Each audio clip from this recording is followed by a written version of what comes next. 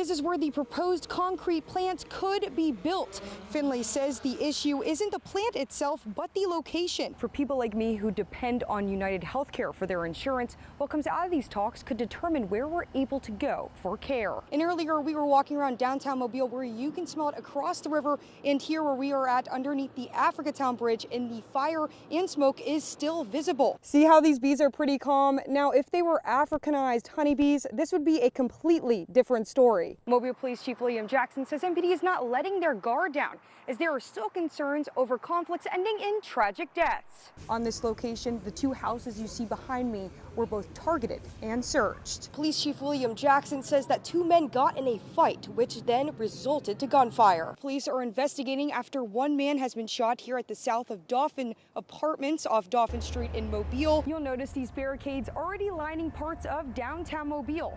MPD says most people follow the rules, but staying on your side helps prevent injuries. While the tree was the main event, many revelers are counting down the days until parades officially roll.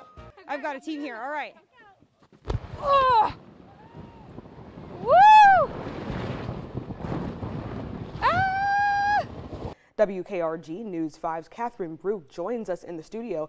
And Kathryn, as shocking as the discovery was, a neighbor told you they feared something like this could happen. That's right, Akivia. A neighbor we spoke with says there have been warning signs for years leading up to the death of 70-year-old Diane Trest.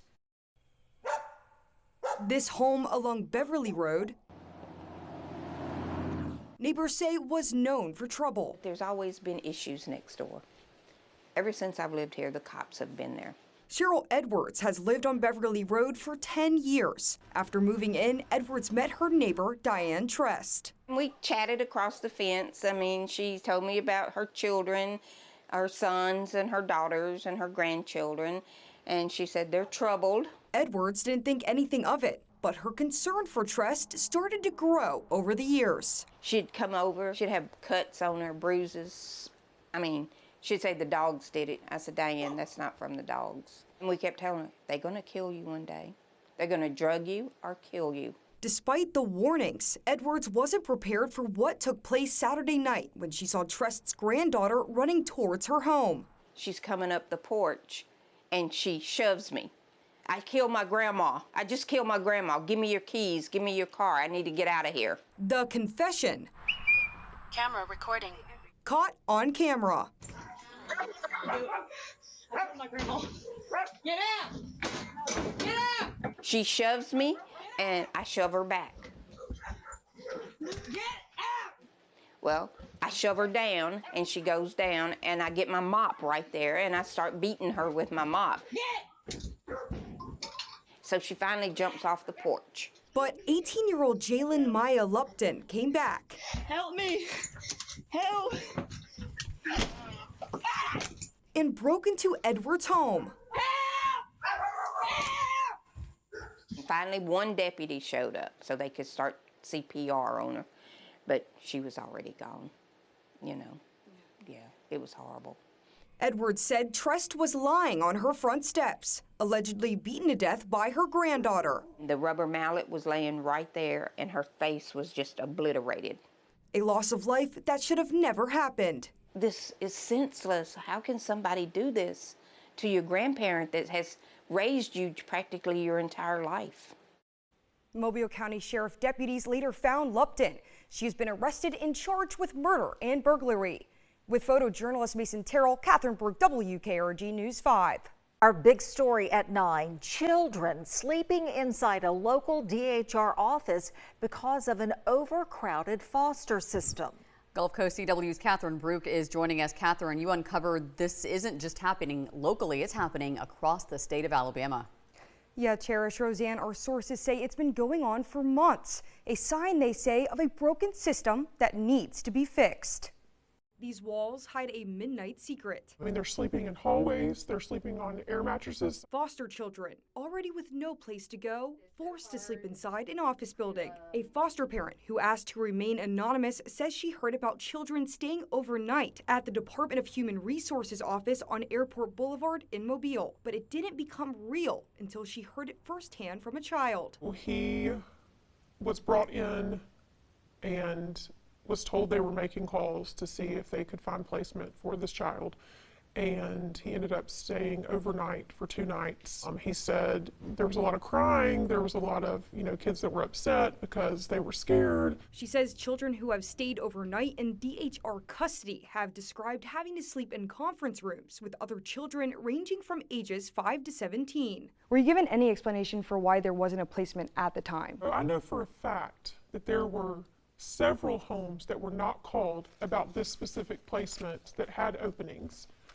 And they never received a call, me being one of them. Kathryn Bruch is not available to take your call. Our initial calls to DHR went unanswered. The pound key to end recording. So while we waited for a response, we continued to dig. And we made contact with a former DHR worker who said she left because of what she was seeing with these children. These kids are going through a lot. They feel unwanted. There's a feeling of mistrust. The system has definitely become the enemy, not only to the children, but to the families that it's supposed to serve. This former employee, who also asked to remain anonymous, says she worked at DHR in Mobile as a caseworker for about a year. I had to stay 24 hours in the office with a child that did not have placement. Other workers had to do this as well? Yes. She says DHR needs to own up to this. When you expose something, you have to have accountability. Nobody wants to take that accountability. That's why no one will speak up. No one wants to say anything. Everyone complains, everyone's afraid, but no one's bold enough to step forward and say, these are the problems, how do we fix them? Problems that aren't just impacting the children in the foster care system, but also the workers. You can't plan a day as a case manager because you don't know what you're going to encounter when you go to work. Children come into care, children leave out of care. It's just very chaotic. Their motto is everyone leaves. And that puts a lot of pressure on the worker. There's a lot of burnout. Fostering Together Gulf Coast is a local nonprofit organization that provides free school supplies and clothing to foster children. So we keep new packs of socks. Rachel Webb, executive director of Fostering Together, has been a foster mother for 12 years. After years of fostering, Webb says the crisis is clear. I think the children in our community need them to say yes. And just it's evidenced by the number of children that are having to sleep at the department right now.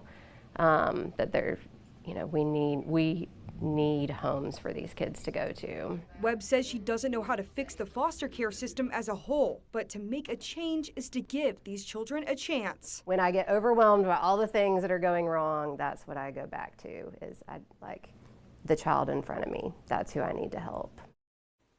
It took about 3 days for DHR Alabama to send us a statement saying, a small number of youths who have been difficult to place have remained in the building overnight temporarily, while the appropriate placement is being sought. They go on to say, traditional foster homes cannot provide the care and services they need due to violent, criminal, and mental health issues. Reporting in the studio, Kathryn Bruch, Gulf Coast CW News at 9.